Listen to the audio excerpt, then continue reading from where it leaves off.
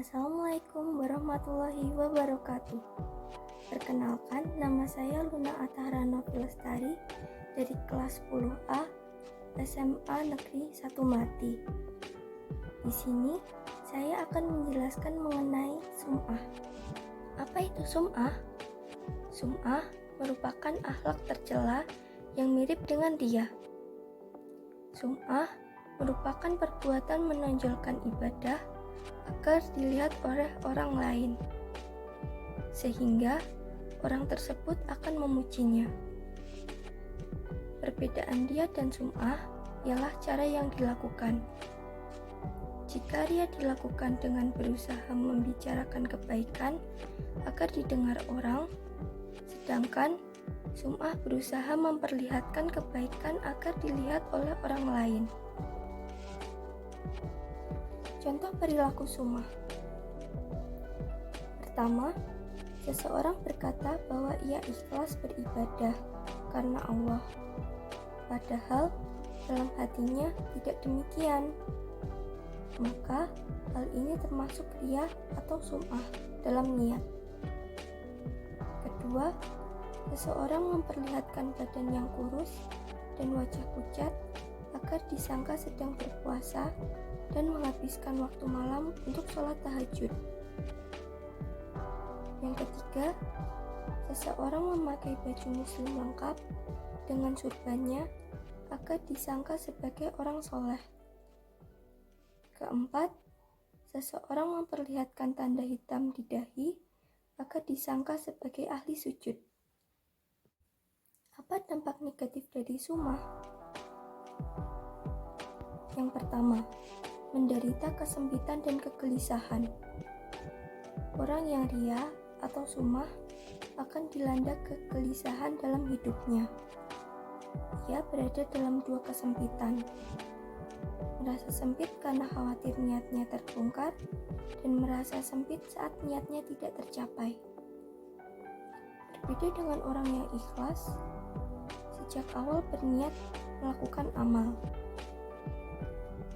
Ia mendapatkan ketenangan karena Allah lah yang melihat dan akan membalas amalnya, meskipun tidak ada orang lain yang tahu. Kedua, aibnya akan terbuka baik di dunia maupun akhirat. Orang yang riya dan sum'ah ingin mendapatkan pujian, penghormatan, atau kedudukan dari orang lain. Namun, seringkali Allah justru membuka aib orang seperti itu di dunia, sehingga bongkarlah kebusukannya. Adapun di akhirat nanti, tidak ada rahasia yang bisa disembunyikan saat yaumul hisab, saat pengadilan Allah Subhanahu wa Ta'ala. Sebagaimana sabda Rasulullah SAW, barang siapa yang berlaku sum'ah, maka ia akan dibalas Allah dengan sum'ah pula. Yang ketiga, batal amalnya. Sesungguhnya, salah satu syarat diterimanya amal adalah ikhlas. Seperti firman-Nya dalam Quran surah Al-Bayyinah ayat 5. Jika seseorang melakukan ibadah atau amal salih, namun dilandasi dengan riya atau sum'ah, maka amal itu akan menjadi sia-sia, tidak diterima Allah. Lantas, bagaimana cara menghindari perbuatan sum'ah agar dampak negatif tersebut tidak terjadi? Yang pertama, meluruskan niat. Semua amal tergantung kepada niat. Niatkan segala amal dan ibadah semata hanya karena Allah, bukan karena keinginan agar dipuji oleh orang lain. Oleh karenanya, sangat penting meluruskan niat sebelum melakukan amal ibadah. Yang kedua, menyadari diri sebagai hamba Allah. Kebanyakan manusia sering melupakan nikmat yang diterima dari Allah. Mereka beranggapan bahwa harta dan kedudukan yang diperoleh merupakan hasil kerja kerasnya. Anggapan seperti inilah yang memicu sifat riya dan sum'ah. Padahal semua itu adalah amanah dan pemberian dari Allah. Ketiga, memohon pertolongan Allah.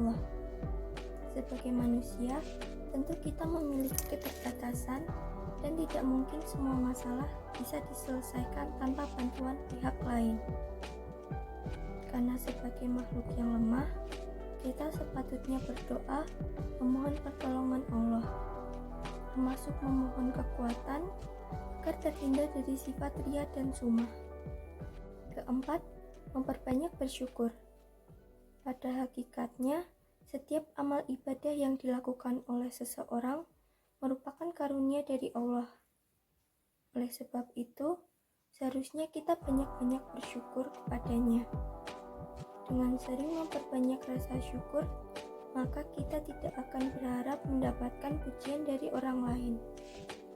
Kelima, mengingat kematian. Kehidupan di dunia hanya sementara, sedangkan akhirat kekal abadi. Pujian dari manusia tidak akan mempunyai arti apapun, dan tidak mungkin menjadi sebab diperolehnya pahala dari Allah. Justru, pujian dari manusia berpotensi membuat kita lalai dan menjerumuskan ke neraka. Karena itu, mengingat kematian salah satu cara agar kita terhindar dari sumah. Keenam, membiasakan hidup sederhana. Meskipun memiliki uang, harta melimpah, pangkat dan kedudukan tinggi, haruslah tetap hidup sederhana. Kesederhanaan dapat membuat seseorang menjadi lebih ikhlas dalam melakukan setiap amal ibadah. Sementara pujian dari orang lain tidak akan berpengaruh terhadap keikhlasannya. Dalil menghindari perilaku sumah. Siapa yang memperdengarkan amalannya, Allah akan memperdengarkan. Dan siapa saja yang ingin mempertontonkan amalannya, maka Allah akan mempertontonkan aibnya. Hadis riwayat Bukhari. Dari materi yang saya sampaikan sebelumnya, sumah bukanlah perilaku terpuji dan harus dihindari. Mintalah pertolongan kepada Allah agar diri kita terhindar dari sumah. Sekian materi ini saya sampaikan. Mohon maaf atas segala kesalahan dalam penyampaian materi ini. Wassalamualaikum warahmatullahi wabarakatuh.